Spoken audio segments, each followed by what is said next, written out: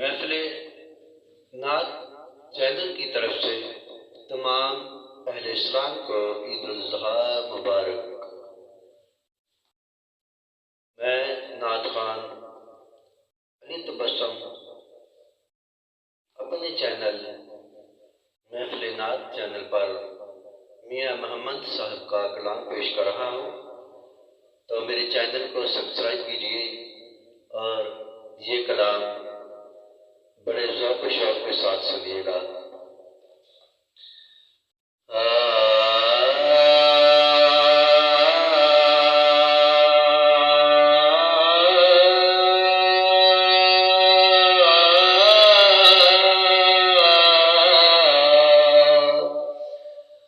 अव्वल हमाद सना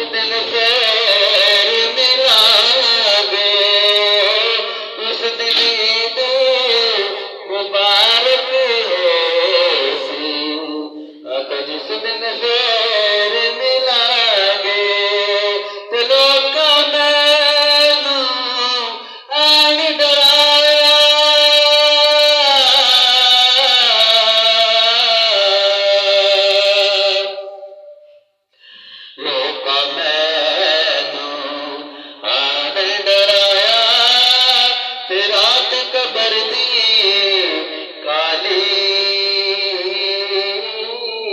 ਮੈਂ ਸੁਣਿਆ ਉੱਥੇ ਆਉਂਦੇ ਆਣਾ, ਤੇ ਜਦ ਮੋੜ ਕਮੇ